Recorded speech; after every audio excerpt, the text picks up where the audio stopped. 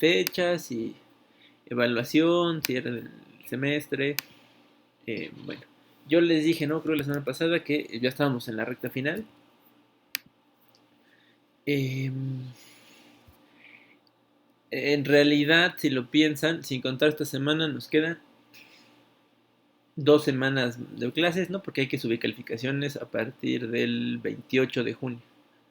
Entonces les iba a proponer a ustedes como que me digan otra cosa, que lo que podríamos hacer es, o sea, básicamente nos quedaría la clase de hoy, mañana, la del 14, digamos como de clases de temáticas, en la clase del 15 de junio, hacer un... No es cierto, no, perdónenme, con ustedes es más. No, entonces tendremos más básicamente la clase de 7, 8, 14, 15 y todavía 21, ¿no? Para cerrar estos últimos temas que tienen que ver con el fin de la... Bueno, más que el fin de la Guerra Fría, ya con el periodo contemporáneo. Luego, el 22, hacer un repaso de lo que va a venir en el examen. Y el 28, que tenemos las 2 horas, ustedes hagan un examen sencillo, ¿no? 30 preguntas, acuérdense que el examen vale 30%, no vale tanto.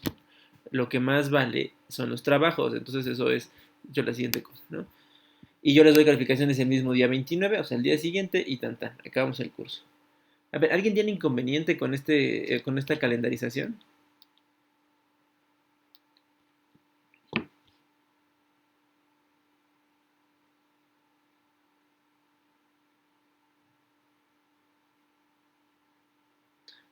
Creo que no. Bueno, entonces eso sería lo que haríamos. A rato subo una publicación a Classroom nada más para confirmar las fechas, ¿no? Pero o sea, que quede claro, ¿no? Que tendríamos un repaso el 22, ¿no? Sería como nuestra última clase formal. Y el 28 pues ya sería solo conectarse al examen y el 29 conectarse para recibir su calificación y listo. Bueno, ahora, sobre los trabajos que en realidad son el 70%, hay uno en especial que hemos dejado hasta el final, pero en realidad no está tan complicado. Y es el asunto de la evidencia integradora.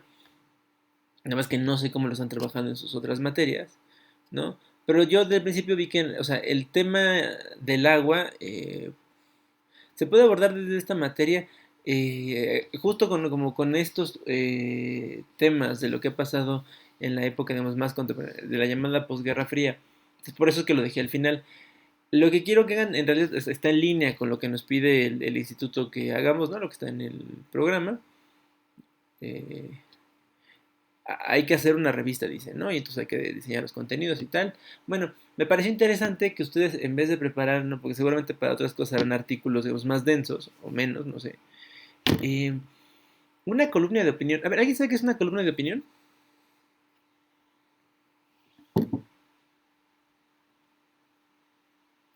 ¿Han leído alguna? ¿O visto alguna? Porque ahora las hacen en video. No, profe. Bueno, una columna de opinión es cuando una persona que tiene un conocimiento mediano de algún tema, ¿no? O un experto. A veces son expertos, a veces no son tan expertos. eh, Hace un análisis muy sencillo de alguna estación en particular. Por ejemplo, eh, pensemos. Ahora justo con las elecciones van a haber muchas, o sea, hay las notas, ¿no? Donde alguien dice, ¿no? Por ejemplo, ¿no? La alcaldía Iztapalapa la ganó Morena con el tanto por ciento de los votos. Esa es una nota.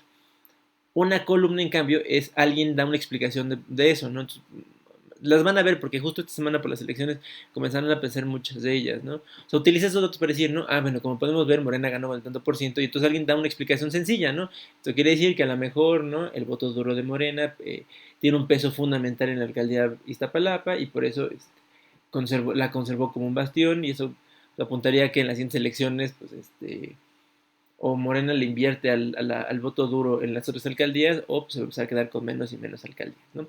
Eso es una columna de opinión. Claro, un poco más larga si quieren, ¿no? Eso en realidad lo que quiero que hagan, o sea, no tanto un trabajo de investigación enorme, ¿no? Ya se han trabajado mucho a lo largo del semestre. En realidad por eso no quiero que esta sea una actividad más larga o más densa, al contrario, me parece que esta es una buena actividad. Como yo siempre digo, para saber ustedes cómo están viendo las cosas. O sea, por ejemplo, eh, cada uno tendría que buscar, como estamos hablando de agua, una problemática donde aparezca el agua. Mi preferencia sería que busquen algo a nivel internacional, por ejemplo. A internacional puede ser desde la gestión del río Bravo entre México y Estados Unidos, porque pues eso es internacional, hasta en otros países. ¿Por qué no locales? ¿No? Profesor, pero pues es que la falta de agua en la Ciudad de México o el uso de los acuíferos por las empresas en el norte del país, bueno, o sea, ya esos son temas de que tienen que ver agua exactamente. Pero, o sea, digo, démosle el carácter a esta materia de lo que era, ¿no? De política internacional, y entonces habrá que hablar de esos problemas, que son problemas reales, ¿no? Entonces, sería buscarse eso. Y ustedes básicamente, a partir de uno o dos datos, pues presentar, ¿no? ¿Qué es lo que está pasando? ¿Y ustedes qué piensan que podría suceder? ¿No? Para este tema, y un poco para que se dé una idea, porque creo que este señor escribe de esta manera.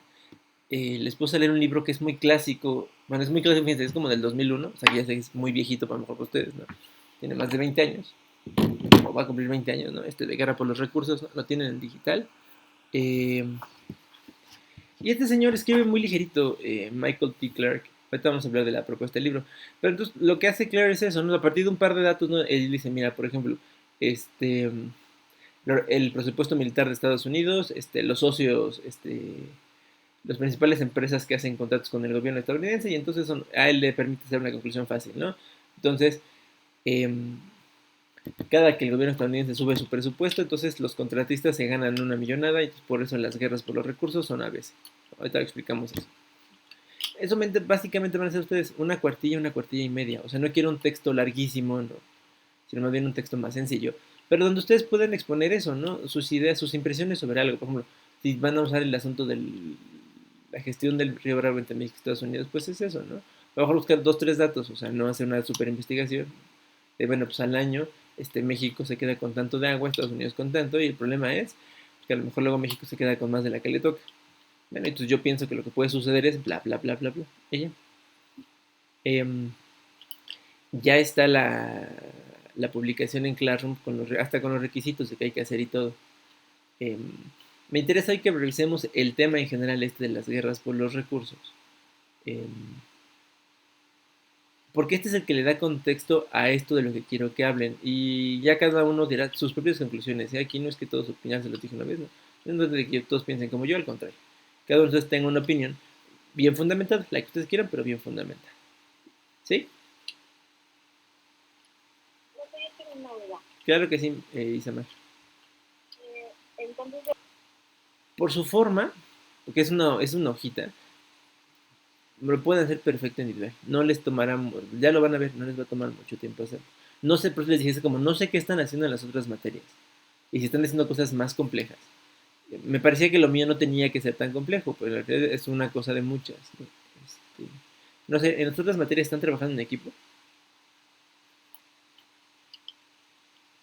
sí, en todas las materias. Y tienen Pero ¿Está a mal? lo que me es con usted nada más vamos a poner como, bueno, el trabajo que usted nos dice, nada más, así sencillo, no tenemos que hacer la revista como tal, nada más es lo que usted nos pide. Claro, porque lo mío sería el contenido, uno de muchos, pues, ¿no? Yo lo que entendía, lo que pasa es que traté de escribir con sus profesores, lo que es que yo creo que yo soy el que no me entendí, ¿no? Y no culpo a nadie, creo que yo fui el que no los entendí, ¿no? No sé si tenían ya una dinámica muy hecha o no, a lo mejor yo pregunté muy tarde y eso hizo que todo saliera como de control, pero bueno, eso asumo yo lo que eso me toca, y si a mí me toca revisar más cosas es porque el error es mío. Pero tampoco se trata de martirizarlos a ustedes, entonces quiero que conmigo hagan una revista completa. Yo lo que entendía es que teníamos que hacer una revista entre todos, o sea, íbamos a hacer, digamos, contenidos en todas las materias y al final ustedes iban a obtener una revista, digamos, con los contenidos que generaron en todas las materias.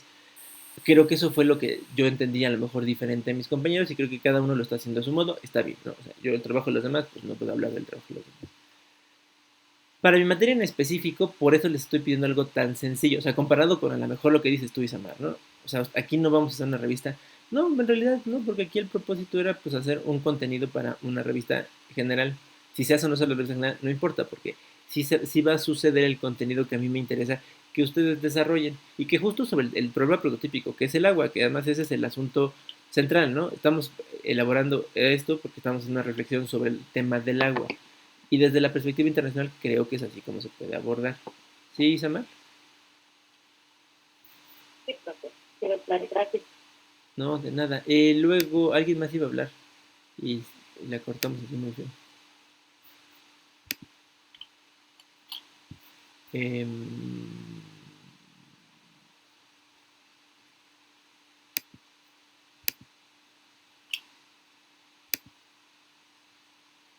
Jimena, ¿ibas a decirnos algo?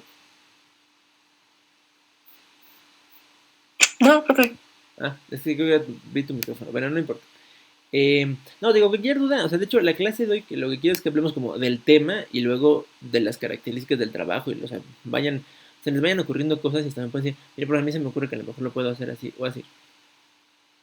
Ya. Y les digo, el texto que les di a leer ahora tiene que ver, o sea, justo con esto. Bueno, claro, el libro que les di tiene que ver con petróleo, pero quiero que se imaginen hacer lo mismo, pero con el asunto del agua. Les digo, y así un texto chiquitito, así una cuartilla y media.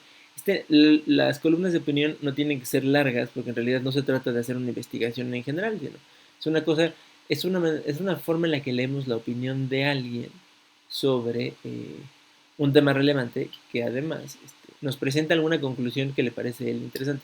A veces los columnistas le atinan, y pasan las cosas que ellos predicen. A veces no.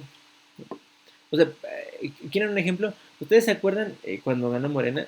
Hubo muchos periodistas que dijeron, no, pues el dólar va a estar como en 30 pesos por unidad, y vamos a tener como la peor crisis económica del mundo. Bueno, si eso se cumplió o no se cumplió, pues eso, el columnista que haya dicho eso, pues tendrá ahora que responder, ¿no? ¿Por qué no habrá sucedido y todo?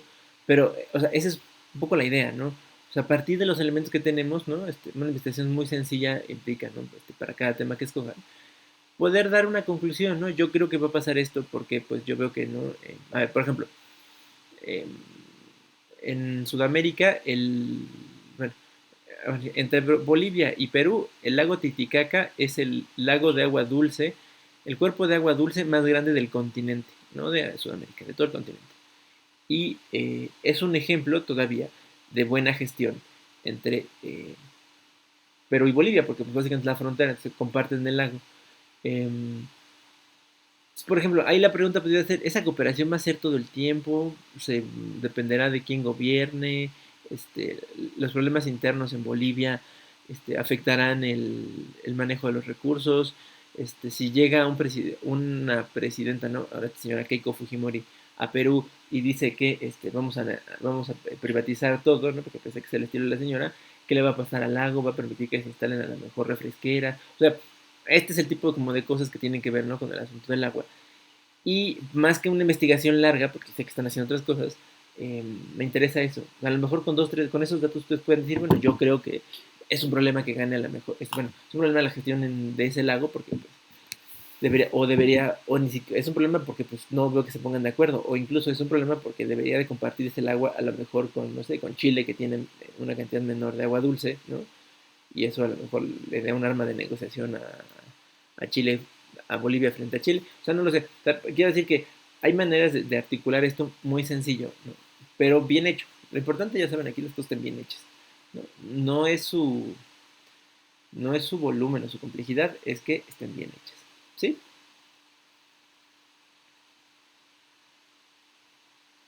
Sí, profe. Bueno, vamos entonces a entrar con el tema y ahora verán, pues básicamente esto, ¿no? Vamos a revisar algunos conceptos básicos de esto que se llama las guerras por los recursos, ¿no? Luego vamos a hablar de la propuesta de este hombre, de Michael Tickler, lo van a leer ustedes, entonces, o sea, no me preocupa, y se van a quedar con el PDF, a quien le interese el tema, bueno, eche ese libro completo, no nada más del primer capítulo.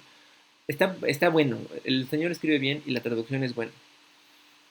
Algunos retos actuales, ¿dónde estamos parados hoy? Vamos a ver, porque el libro de Claire es de 2001, o sea, ya viejito el libro, pues, ¿qué ha pasado de reciente?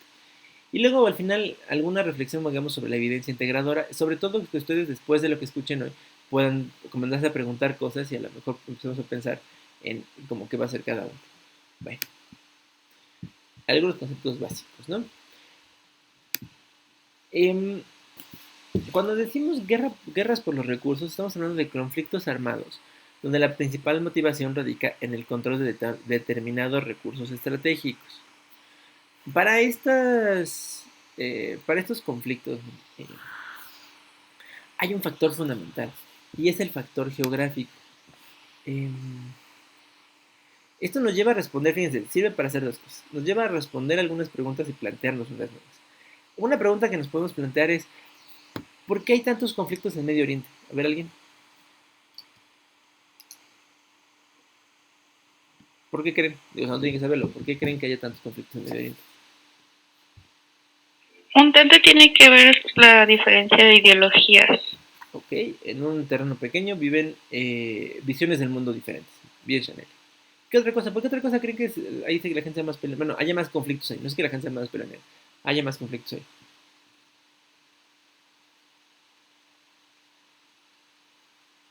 Porque hay más fuentes de recursos.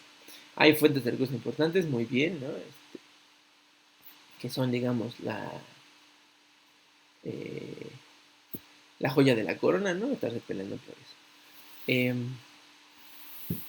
Bueno, y eso me lleva a preguntar, ¿por qué tenemos, por qué, a ver, eso, ¿no? Formas diferentes de ver el mundo muy bien y una cantidad rica de recursos también harían que en el Medio Oriente haya muchos recursos. Es una hipótesis muy válida y muy seguida por muchas personas, ¿eh? O sea, están diciendo cosas que muchas personas les respaldarían. Ahora, ¿por qué entre México y Centroamérica no tenemos tantos conflictos? Primera cosa, ¿vemos el mundo igual, mexicanos y centroamericanos?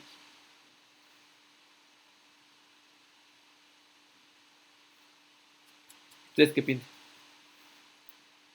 Sí, yo creo que sí. Chanel dice que sí. ¿Alguien cree que no? No, sería lo opuesto.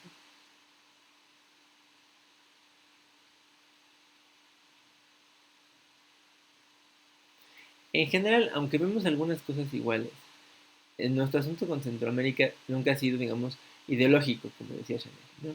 Sino ha sido más un asunto como de rivalidad política. eh, Porque muchos países centroamericanos, ¿no? La clase política centroamericana en general, ven a México como el país grandote que a veces les quita y pocas veces les da. O sea, saben que no somos Estados Unidos, pero comparados contra ellos, tampoco es que, o sea, tampoco seamos iguales. Y hay muchos políticos mexicanos que entienden eso y entonces abusan, digamos, ¿no?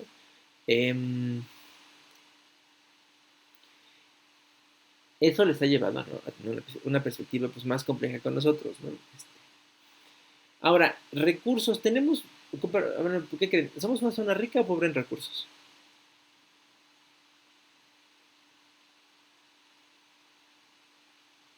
Rica en recursos. Bien, por ejemplo, esa zona justo del Centroamérica y el sureste de México es una zona rica en agua. Hoy que estamos hablando del agua, ¿no? Hay muchas fuentes importantes de agua potable que podrían utilizarse para alimentar al menos a los países del, tanto centroamericanos como a México, ¿no?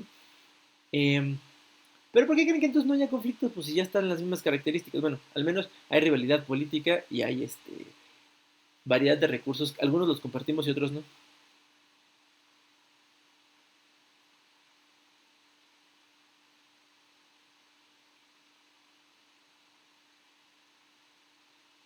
¿Puede repetir la pregunta, profe? Claro, Chaneli.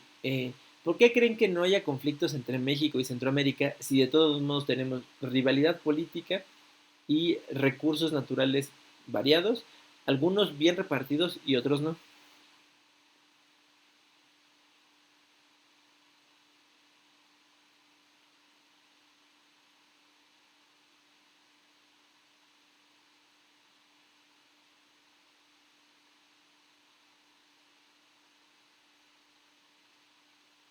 Nada se les ocurre. Bueno, fíjense que tiene que ver con... eso nos pone a pensar hasta dónde puede llegar la hipótesis de la tesis de la guerra por los recursos. Porque parece que hay muchas más cosas, ¿no? No solo se trata de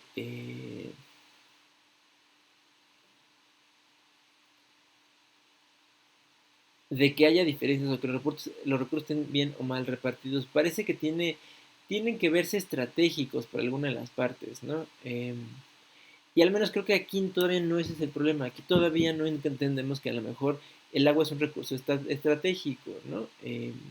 Por ejemplo, en el caso del sureste que estamos hablando del agua. No solo el agua, hasta la diversidad biológica que existe en la zona, todavía no se entiende por ninguno de los dos países como un recurso estratégico, ¿no? La variedad de maderas, de especies de aves, de reptiles, este, Todavía no se entiende que esa es la gran riqueza de la zona. De hecho, si lo piensan, estas zonas tanto en México como en Centroamérica tienen muchos problemas de pobreza y de marginación, porque pareciera que, ¿no? Las clases políticas, tanto en México como en esos países, todavía no entienden que la riqueza está en eso, ¿no? En esos recursos que están ahí en esos lugares. Como eso no se ha visto, pues parece que eso es lo que nos ha evitado, ¿no? Que haya un conflicto. ¿Podría haber un conflicto? Pues podría, ¿no? Pero pues no lo sabemos, ¿no? Y el factor geográfico siempre va a ser fundamental para poder decir dónde podría o no haber un conflicto por recursos, ¿no?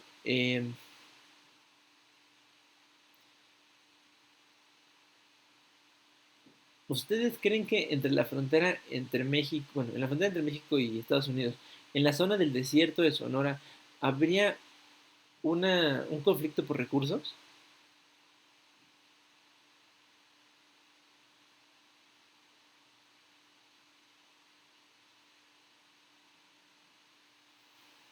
¿Qué creen? Que sí, que no.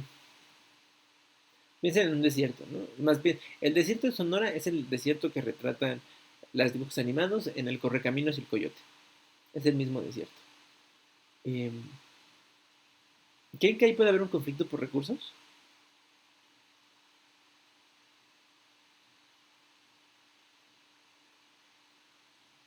¿Sí o no?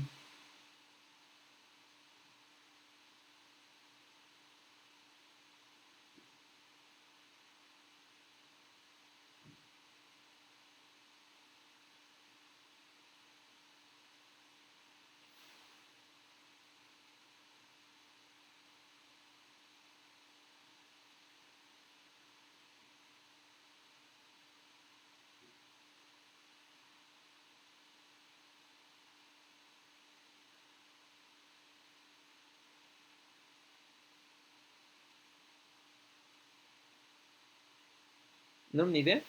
Pues era difícil. Es más, miren, solo como para botón de muestra, ¿sabían que esa es la zona eh, en la frontera entre ambos países donde tenemos menos barreras artificiales para marcar la frontera? ¿Por qué creen?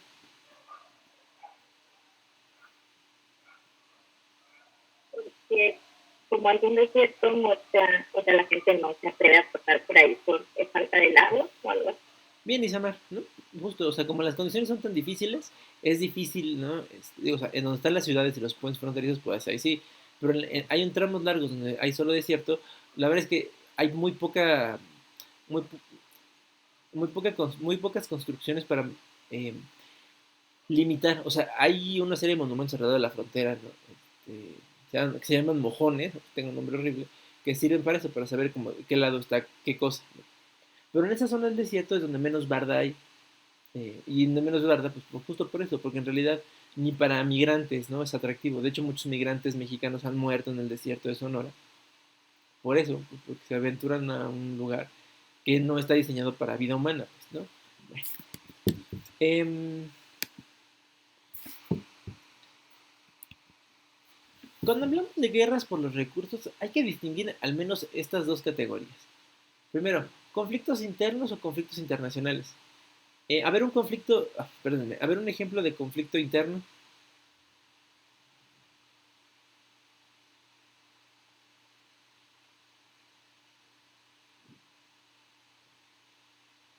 ¿Por los recursos? En general, por lo que sea.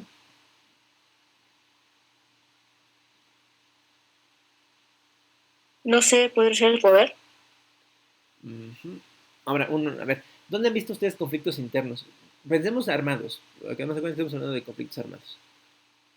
¿Dónde han visto conflictos armados? Lo del movimiento zapatista, ¿no? Ah, ese es uno muy bueno, Chanel, ¿no? Es un movimiento armado, ¿no? Donde un grupo de integrantes del Estado mexicano, llamados los indígenas em, de los Altos de Chiapas, se levantan en contra del gobierno, ¿no? Ese es un muy buen ejemplo de asunto interno, porque son fuerzas políticas al interior de un país que se disputan una situación, la que sea. Las autodefensas en Michoacán también son un ejemplo de conflicto armado interno. ¿Por qué? Porque otra vez tenemos, ¿no? Una parte del Estado, ¿no? Los habitantes de esas comunidades en Michoacán, eh, que se ven a lo mejor presionados por la delincuencia y el narcotráfico, se arman y luego establecen, digamos, sus propios controles y retan al Estado. O sea, el problema de las autodefensas no es que ¿cómo se dice? Em, no es su existencia, ¿no? O sea, no es que la gente no se pueda armar para defenderse. El problema es que las autodefensas implican, digamos, desconocer que el Estado tiene responsabilidad. Claro, a ver, a veces lo tienen que hacer porque pues, no hay quien lo haga, ¿no? Pero bueno, ese es un conflicto armado interno. ¿Y se distinguiría de un conflicto armado internacional? ¿En qué creen?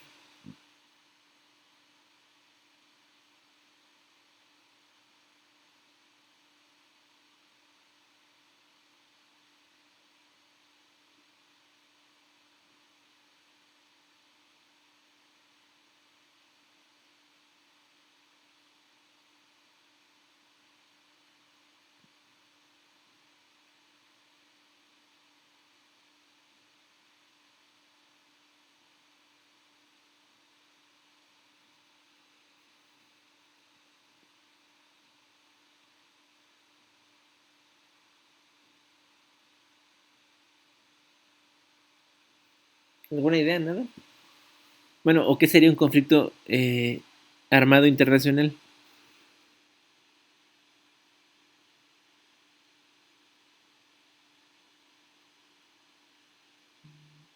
La Primera y Segunda Guerra Mundial. Pues sí, ¿no? Esos son los clásicos. Ahora vamos a ver la segunda, digamos, distinción abajo. Guerra convencional, pues no está tan difícil, ¿no? Justo la Primera y Segunda Guerra Mundial son ejemplos de guerras convencionales. ¿Qué creen que sea una guerra de baja intensidad? ¿A qué les suena a ustedes?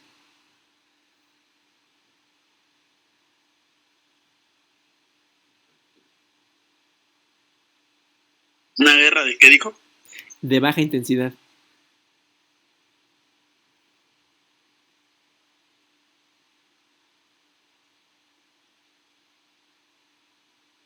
Podría ser una guerra que no llega así como como la Guerra Fría, que no llega a armarse o algo así. Casi. Fíjense, ahora hace rato que hablaron del conflicto zapatista, esa es una guerra de baja intensidad, porque en realidad, ¿saben que solo hubo un enfrentamiento entre el ejército mexicano y las tropas zapatistas? O sea, en realidad lo que tuvimos fue un enfrentamiento y luego solo tensiones. O sea, eso es guerra de baja intensidad, ¿no? Un conflicto armado donde hay pocos enfrentamientos entre los beligerantes. Beligerantes son los que están enfrentados, ¿no? Y más bien hay el armamiento de zonas, así, claro, se parece mucho a la Guerra Fría, solo que digamos a una escala más pequeña, ¿no? Regularmente las guerras de baja intensidad son al interior de los países, ¿no? Son más bien conflictos internos, y cuando son conflictos internacionales tienden a ser, muy discretos, digamos, ¿no?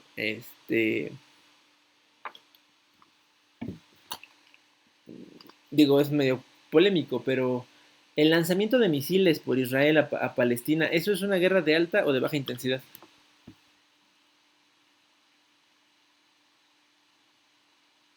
¿Alta? Muy bien, es una guerra de alta intensidad, porque normalmente en una guerra de baja intensidad solo los beligerantes o solo los soldados se enfrentan. En una guerra de convencional, regularmente eh, hasta los civiles salen heridos. Y el mejor ejemplo es Palestina, ¿no?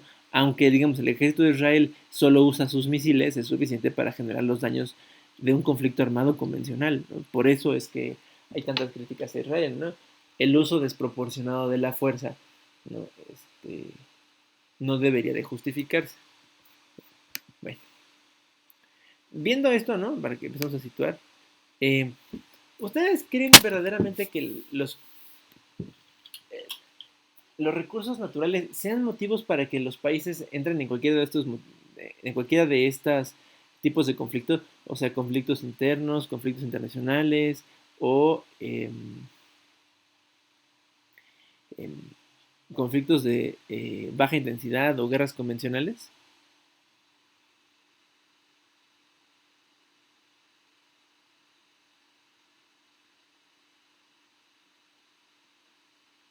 Sí. Pues sí, ¿no?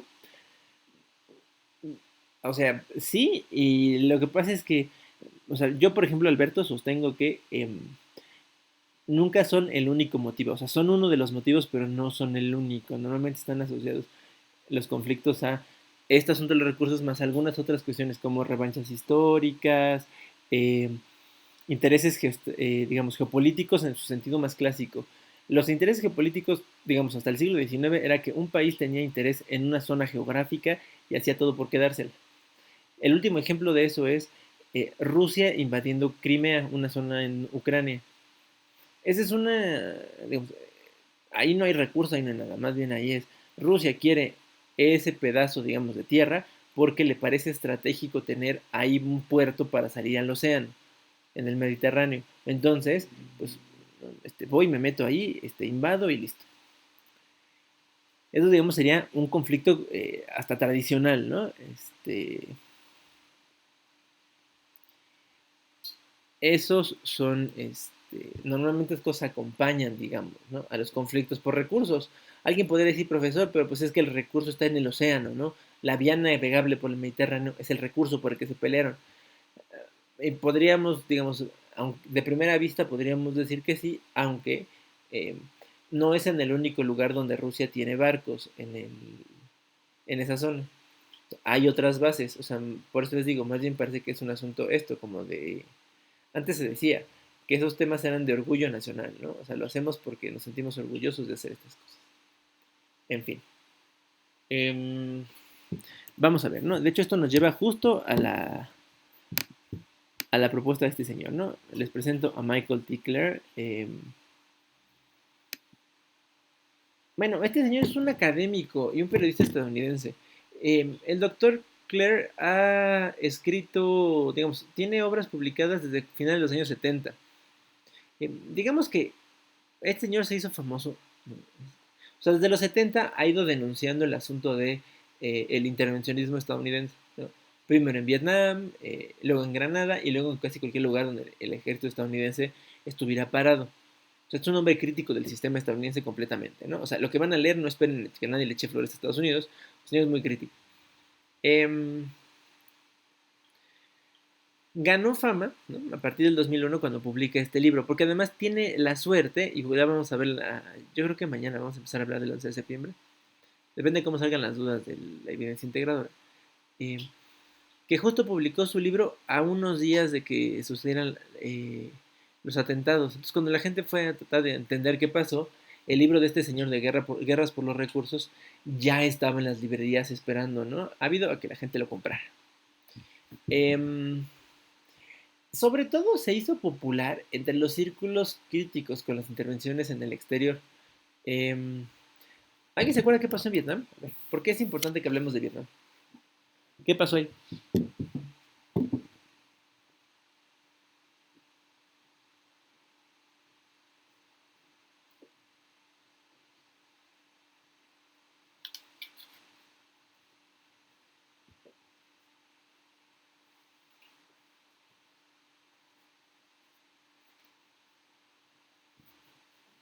Nadie se acuerda. No sé si hasta lo vimos en clase. ¿Qué pasó en Vietnam?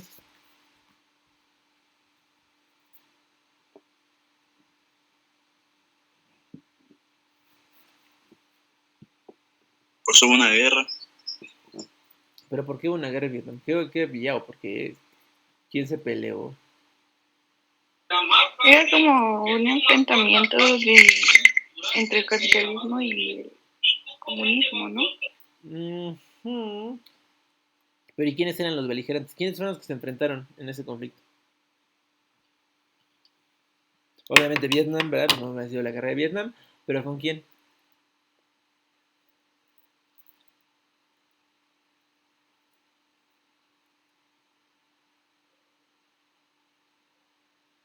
¿Estados Unidos? Ujú, ¿no? Y luego, ¿quién ganó la guerra de Vietnam? ¿Estados Unidos o Vietnam? Vietnam. Vietnam. Bueno, esa es, de hecho, digamos, hay, o sea, críticos al intervencionismo estadounidense, los ha habido menos, ¿no? En la historia de ese país, excepto a partir de Vietnam, porque Vietnam es considerado la gran derrota histórica de Estados Unidos, ¿no? O sea, ¿cómo es posible que un país sin recursos, comunista, ahí metido en la selva, fuera capaz de derrotar al ejército más grande del mundo y además usando las mejores herramientas tecnológicas de la época, claro, no las de hoy, las de los 70. Entonces, desde los 70 hay una corriente muy fuerte en Estados Unidos, ¿no? Que se opone regularmente, ¿no? Sin medirse, si quieren verlas, a las, a las políticas estadounidenses, ¿no? Estas que tienen que ver con intervención. Entonces, claro, eh, después del 11 de septiembre, no, lo veremos. La primera reacción de Estados Unidos fue hay que atacar a quien nos atacó, ¿no? El problema es que como era el terrorismo, es como, pues, ¿a quién ataco si no hay, el terrorismo no tiene país? Y luego, ¿no? Salió este asunto de, bueno, pero pues es que los talibanes viven en Afganistán y entonces como viven ahí, hay que atacar a Afganistán como si fuera el origen del terrorismo internacional, ¿no? Y eso provocó la intervención militar en Afganistán. Y Claire era, junto con muchos otros, ¿no? Uno de estos activistas que se oponía a la guerra y tal, ¿no? Bien. Entre ellos, digamos, se hizo muy popular Claire. En América Latina también se hizo muy popular el señor, ¿no? Como que su obra se leyó bien. Se tradujo al español hasta el 2003, o sea, pasaron 2 años, pero no fue tanto, digamos, todo estaba como el boom de lo que estaba pasando. ¿Qué dice el libro de Claire? Bueno, Claire dice dos cosas que son importantes y las que nos van a llevar a hablar de la guerra por los recursos. Claire dice que desde el fin de la Guerra Fría, o sea, antes de la Guerra Fría, y eso lo podemos decir hasta nosotros, que ya tomamos nuestra superclase de la Guerra Fría, es todo estaba supeditado a la lucha contra el comunismo. Todo, hasta los intereses de las empresas. Eso yo tendré mis dudas, pero bueno, Claire dice que sí.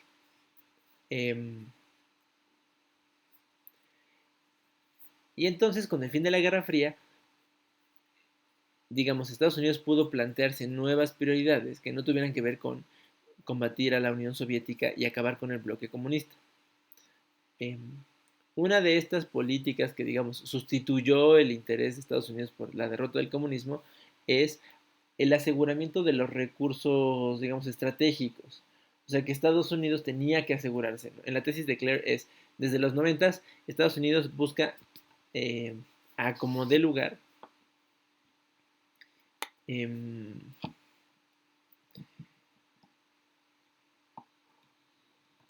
¿cómo decirlo? Que todos esos recursos que para Estados Unidos le parecen estratégicos estén en manos de estadounidenses, ¿no? Es un poco la tesis de Claire. Y por eso dice que hay una relación muy clara entre las empresas petroleras y la política de defensa de Estados Unidos. Este señor tiene un documental que se llama Petróleo y Sangre, Oil and Blood. Si pueden verlo, está bueno porque él es muy crítico, les digo, y hace mucha denuncia de eh, cómo lo que se fue a hacer a Irak en realidad solo fue a hacer un baño de sangre, que el supuesto pretexto de las armas químicas porque ni era un problema, porque ya no había armas químicas, y más bien todo fue abrirle la puerta a las empresas estadounidenses para que ellas se hicieran cargo de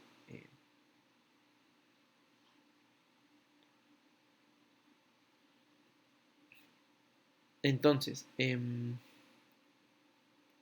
la visión de este autor, ¿no? Lo van a ver, ¿no? Si ya lo empezaron a leer, ya lo han notado porque lo puse así de las primeras páginas.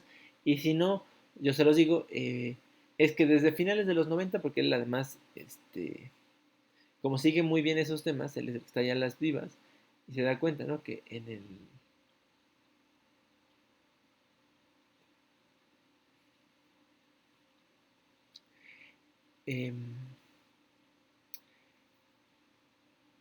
la expedición, pues, a Irak en realidad solo era un pretexto para hacerse los recursos, ¿no? O sea, esa es un poco la tesis de Claire, o sea, que Estados Unidos probablemente de aquí a todo el siglo XXI se vaya a dedicar a ir a explotar recursos ahí donde sobren, o donde cree Estados Unidos que sobran. ¿Ustedes qué piensan de esta idea? ¿Sí creen que Estados Unidos tiene esa mentalidad de andar invadiendo países nomás para hacerse de recursos?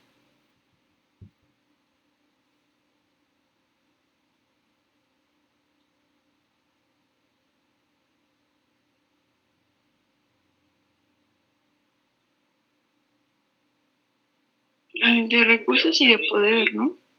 Ok, ¿tú crees que sí, Shanely? ¿Todos coinciden con Shanely o alguien cree lo opuesto?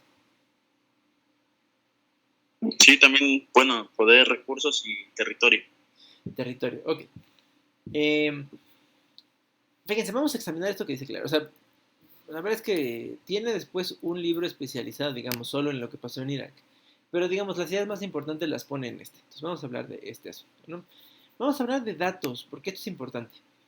Eh, Fíjense, esta es la producción de petróleo a nivel mundial expresada en millones de barriles de crudo por día, además, ¿no?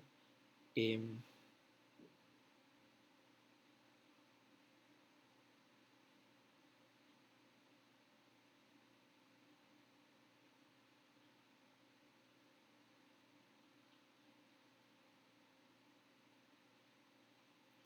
¿Qué les sorprende? A ver, sus opiniones, quiero escucharlos. ¿Se imaginaban que Estados Unidos fuera el principal productor de petróleo a nivel mundial? Sí. Sí, también. Fíjense, solo uno se pregunta, entonces, ¿para qué querría el petróleo de Irak? ¿Dónde está Irak? A ver, en el 2001. Supone que la invasión a Irak está planeada desde 2001. ¿Cuánto petróleo tiene realmente Irak comparado con Estados Unidos?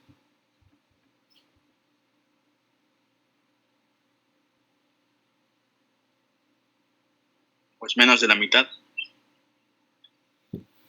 Menos, ¿no? Incluso menos de un tercio de la producción diaria estadounidense es la que producía Irak en el 2001. Acá hay estas sorpresas, ¿no? De hecho, les dejé la lista completa para ver dónde estaba Irak.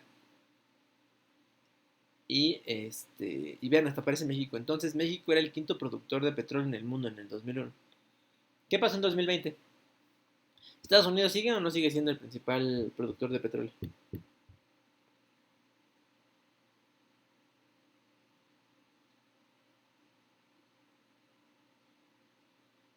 Sigue siendo. ¿Qué le pasó a Irak? Subió. No está produciendo más barriles de petróleo diarios.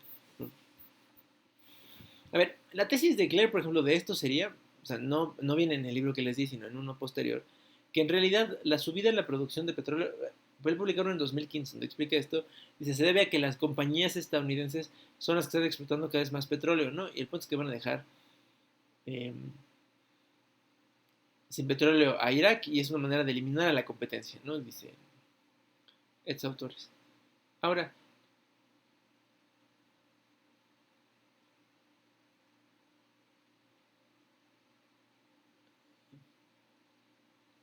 eh, ¿se imaginan? Bueno, no está México en la lista, son los 11 primeros. ¿Dónde creen que estemos en el 2020?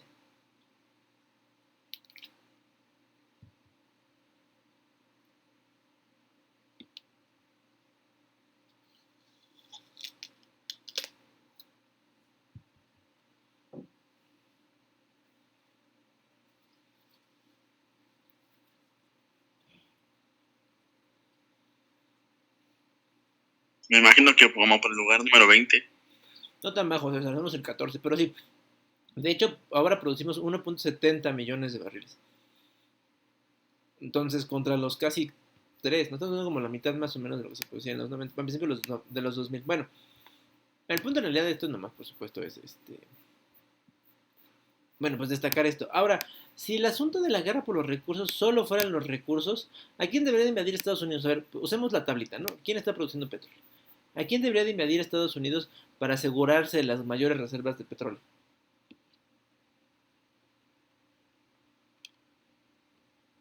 A Rusia, A Rusia, ¿no? Uno, ¿y a quién más? Arabia Saudita. Sí, no, o sea, si la tesis de guerras por los recursos de Claire, o sea, no es que no pase, pues, pero fuera así, entonces, como el recurso estratégico está puesto en esos países, debería de hacer algo para quitar, o para tratar de acceder a esos, digamos, a esas fuentes de recursos, ¿no? A lo mejor no al territorio, o sea, a lo mejor no todos pueden ser guerras convencionales, ¿no? Ahorita aquí ya tenemos la terminología, a lo mejor guerras de baja intensidad, o incluso echar a andar un conflicto interno. Fíjense que los gringos son bien buenos haciendo eso. La historia del canal de Panamá es el mejor ejemplo de eso, ¿no? Panamá era una provincia colombiana, o sea, era un estado más, si quieren verlo así, ¿no? Colombiano. Y a principios del siglo XX, un grupo de panameños, ¿no? Bueno, de habitantes de la ciudad de Panamá, eh, pues protestaron por la presencia, ¿no? Bueno, por el descuido que tenía el gobierno colombiano de esa provincia, de la provincia del Panamá, y pues abogaban porque les dieran mejores condiciones, ¿no? Estados Unidos se dio cuenta que ahí había una oportunidad, ¿no? Había un francés que estaba interesado en abrir un canal de un océano a otro y pues Panamá es el lugar más angosto para hacerlo, el mejor lugar para hacerlo. Y entonces se le ocurre que, pues ya saben, ¿por qué no? Viene, bueno, va más bien a Panamá, empieza las obras, luego sus inversionistas europeos lo abandonan y antes de tirar el proyecto a la basura, el gobierno de Estados Unidos le dice, no te preocupes, mano, mira, vamos a arreglar este asunto del canal, tú y yo. El gobierno de Estados Unidos, ¿no? Ofrece poner recursos y materiales y organiza a los panameños, ¿no? Se les da armas, les da entrenamiento para que se levanten en armas contra el gobierno central en Bogotá. ¿No? Incluso hasta mueven barcos a la zona. La sola presencia de los barcos estadounidenses pues evitan que Colombia empiece una guerra frontal, o sea, ahí hay una guerra de baja intensidad y pues básicamente Panamá consigue su independencia. ¿Qué ganó Estados Unidos con la independencia de Panamá? A ver qué creen.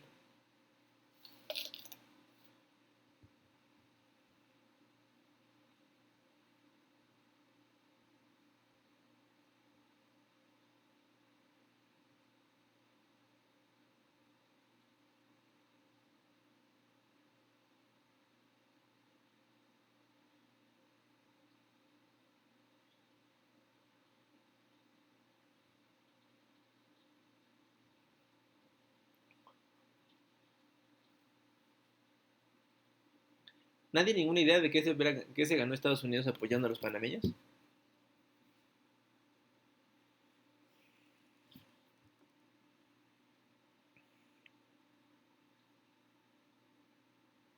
Pues eso, ¿no? El canal. Ujú.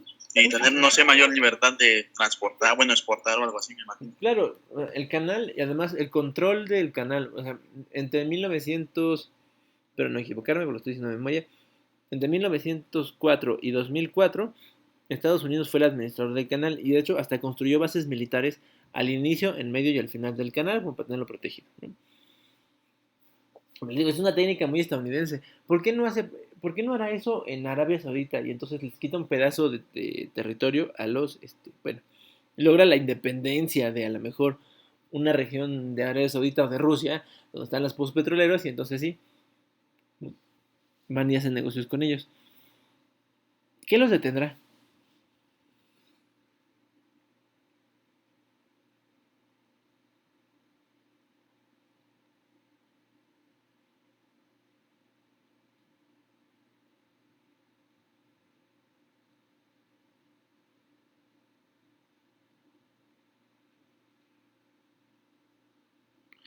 Em,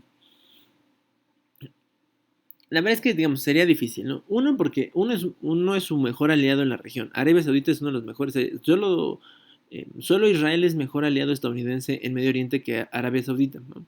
Los saudíes, digamos que han cooperado muy bien con Estados Unidos. Se han llevado ventajas, ¿no?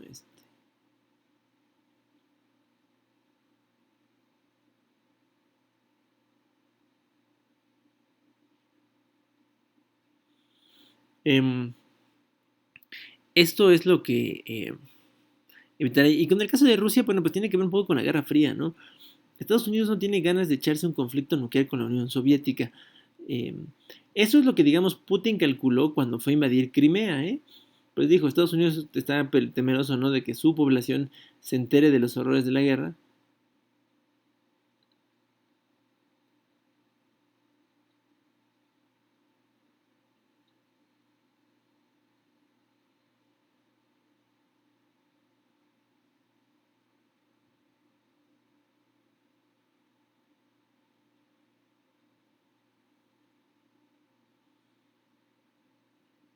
Em, no, la verdad es que parece que es más complicado, ¿no? O sea, los recursos juegan un papel fundamental, pero no son el único asunto y tampoco creo yo que sea el más relevante, ¿no?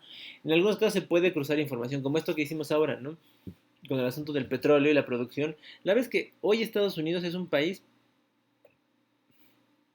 que es un exportador neto de petróleo. O sea, en realidad ya no hace tantas compras de petróleo del exterior, sino más bien se surte con lo que tiene de manera interna y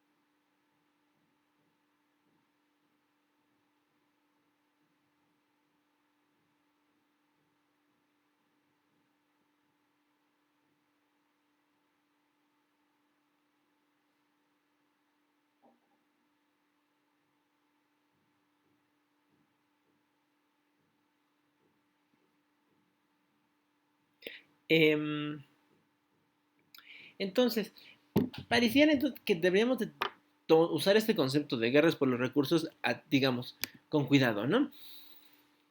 Ayuda para explicar algunas cosas, o sea, no es que todo esté mal, ¿no? Bueno, este asunto de Irak parece que sí, es un asunto, digamos, tanto de recursos, porque ya vimos lo que le pasó al crecimiento de la producción de petróleo iraquí, como estratégico, ¿no? Irak ya se había vuelto un país muy, digamos, rebelde en la comunidad internacional, ¿no? Pues básicamente lo que fue hacer Estados Unidos fue, pues, a reiniciar todo, ¿no?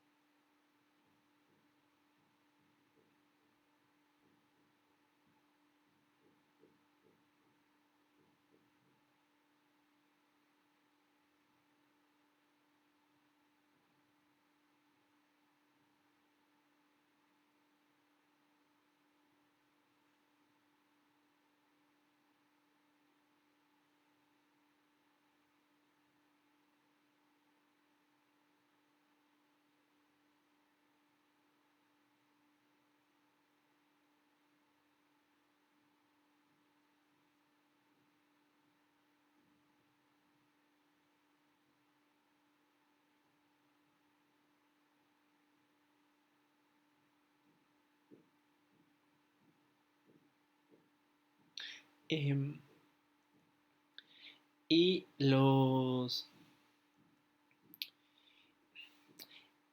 digámoslo, la presencia de tropas estadounidenses ahí también se veía como fíjense, como una manera de respaldar a Israel, porque si Irán, digamos, salía de control y comenzaba a bombardear a Israel, Estados Unidos tendría fuerza, digamos, militar ahí muy cerquita en la frontera con Irán. Entonces vean, pareciera que este asunto de la invasión a Irak, que no es una fotografía de la época, eh, se trata más como de...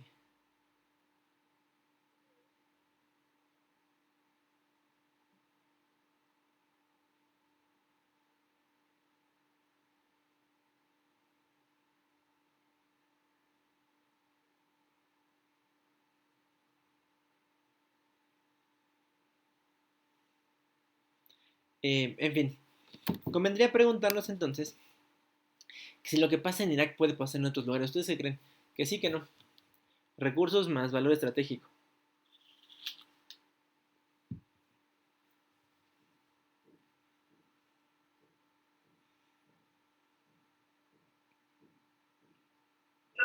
Yo digo que sí. Pues es que es multifactorial esto, pero se puede repetir, ¿no? Otros lugares tienen buenas posiciones geoestratégicas, otros tienen muchos recursos y otros tienen todo, y esos son tienen la más complicada, ¿no? ¿Qué está pasando ahora? Fíjense, cuando hablamos de, pues sobre todo vamos a concentrarnos en agua. Funciona para los demás recursos, pero en agua creo que es mucho más evidente.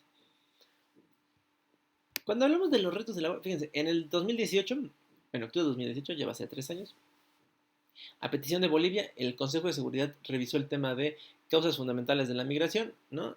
Los recursos.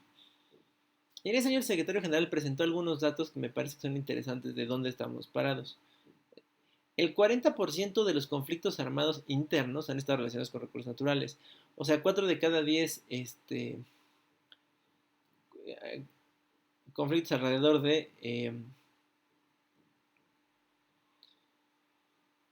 disputas entre uno y otro grupo político terminan siendo los que terminan sentándose, se están peleando por algún recurso que vean estratégico, que sienten que no están aprovechando de manera suficiente, ¿no? Esto segundo me parece fundamental. El gran reto que tenemos por el asunto de las guerras por los recursos es esto. Primero el cambio climático, luego el crecimiento demográfico, luego el aumento del consumo y luego la degradación ambiental.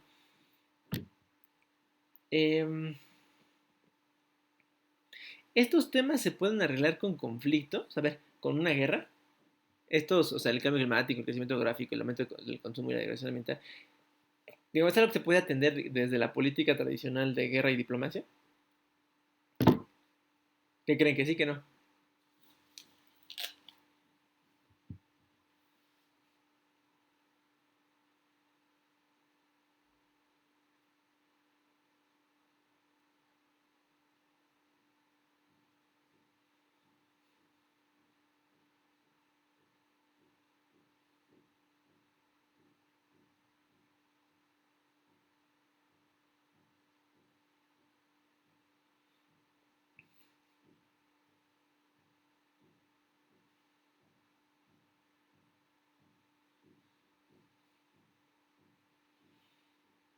O más bien, o se los pregunto diferente. ¿Cómo le harían ustedes para resolver los problemas que tienen que ver con cambio climático, con el crecimiento demográfico, con el aumento del consumo y con la degradación ambiental?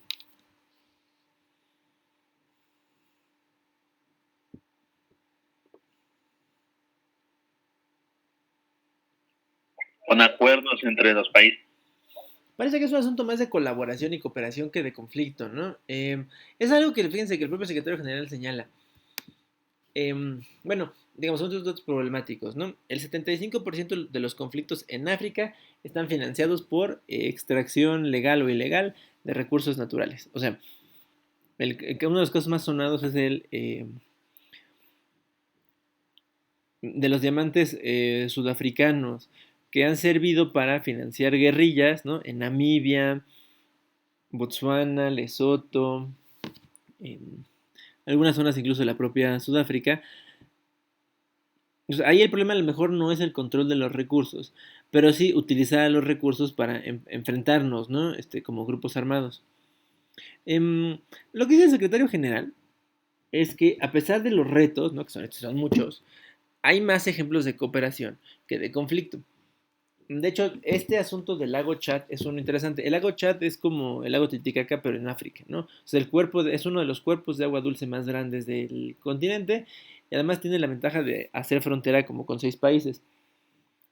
Y tras algunos años como de conflicto armado, es decir, digamos, territorial, ¿no? Por quedarse con el lago, los países eh, ribereños han llegado a colaborar, ¿no? Para poder tener todos acceso a esa fuente de agua que es preciada, ¿no? Más en un continente que padece problemas de desertificación.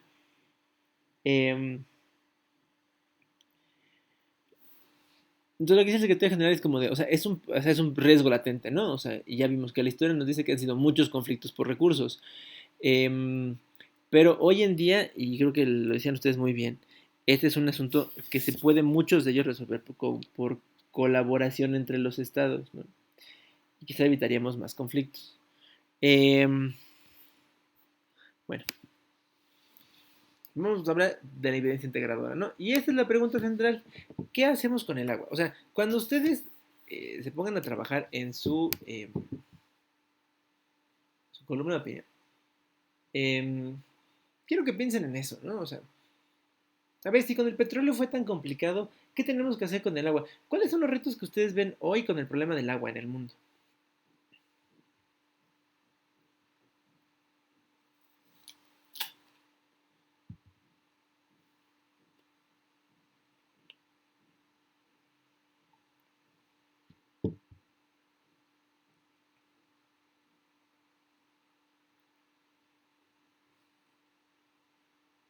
¿Puedes repetir la pregunta, por favor?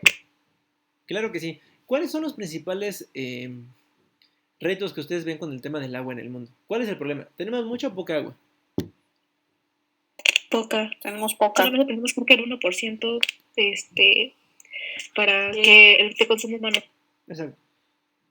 A pesar de que es el planeta azul por la cantidad de agua que tiene, solo el 1% del agua del planeta sirve para consumo humano. A ver, hay propuestas para transformar el agua de mar en agua de consumo humano, solo que esas son complicadas, ¿no? Caras. Em,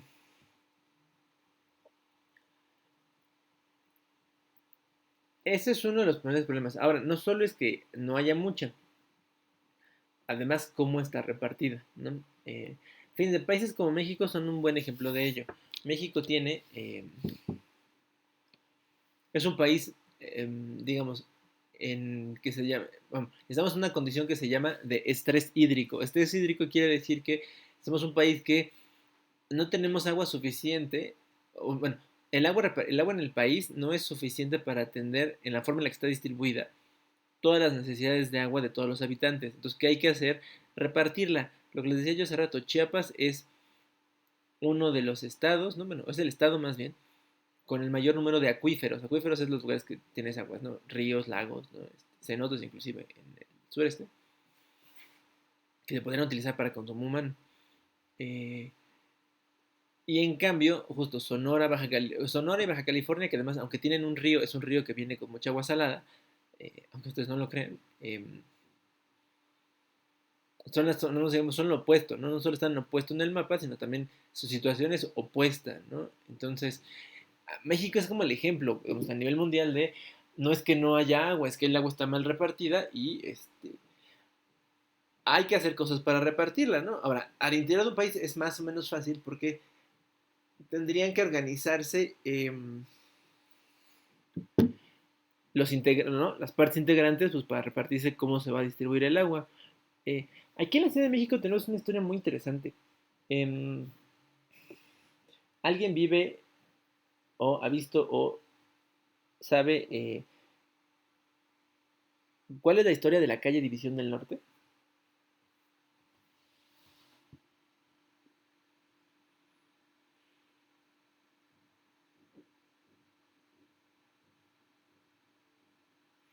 No, bueno, a ver, vamos a decirlo así. Hasta la colonia, ¿no? El agua que alimentaba a la Ciudad de México venía o de Chapultepec o de Santa Fe. Había acueductos que traían agua de allá. Durante todo el siglo XIX nos fuimos acabando esas fuentes de agua. las de Chapultepec y las de Santa Fe. Em, lo que, como el agua comenzó a escasear, había una zona en la ciudad, ¿no? Rica en fuentes de agua. Esa zona de la ciudad de Xochimilco. Xochimilco no solo tiene las chirampas, digamos, ¿no? Sino hay algunas otras fuentes de agua alrededor, pozos y otras cosas que podían servir muy bien para alimentar de agua a la ciudad. Entonces, a principios del siglo XX se construyó una vía que se llamaba la Vía de las Aguas Potables, porque no, pues, era lo que traían. De hecho, hay un tramo en División del Norte que tiene unas como columnas. Esas columnas son los respiraderos de ese viejo acueducto que se hizo subterráneo para llevar agua de Xochimilco hasta la Ciudad de México. Claro, con el ir y venir del crecimiento de la ciudad, pues esa agua fue insuficiente. Pero no solo fue insuficiente en esos términos, o sea, porque éramos muchos, sino los habitantes alrededor de esta zona donde digamos, se extraía el agua para echarla bueno, no en el drenaje, en las tuberías, comenzaron a quedarse sin agua, ¿no? Entonces, de hecho, una de las cosas por las cuales se cerró ese acueducto es porque los pobladores de Xochimilco protestaron en los 70s, ¿no? Porque después de ser una zona, digamos, rica en agua, comenzaron a ver vaciar sus pozos y que la gente no tuviera agua. Y es como de, ¿pero por qué? Pues si somos la zona que alimenta de agua a la ciudad y ahora resulta que nosotros no tenemos agua.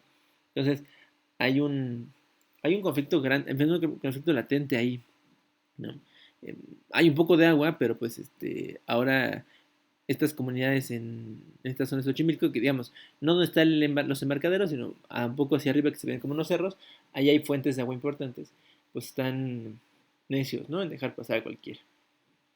La autoridad no puede prender las bombas todos los días, ahí se pueden prender a veces sí, a veces no, y entonces eso obligó de hecho a la construcción de esta otra cosa que nos alimenta de agua, ¿no? Que es el sistema Kutsamala.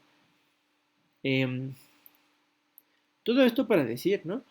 Por ejemplo, cuáles son todos los retos que tenemos en materia de agua, qué son pueden ser las posibles soluciones, ¿no? Bueno, pues en el caso de México, pues mejorar el reparto, ¿no? Mejorar los sistemas de reparto inclusive, ¿no? Que haya menos fugas, que el material sea el óptimo para cada tipo de suelo, porque claro, no es lo mismo el drenaje que tienes que poner en Yucatán o en Otimpla que el drenaje que tienes que poner en la Ciudad de México, ¿no? Implica retos diferentes. Entonces hay que hacer.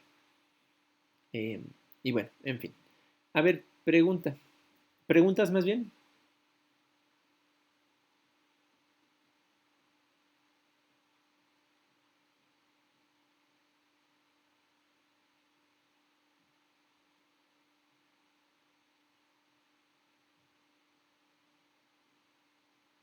Si preguntas, bueno, pues les voy a pedir algo para poder avanzar.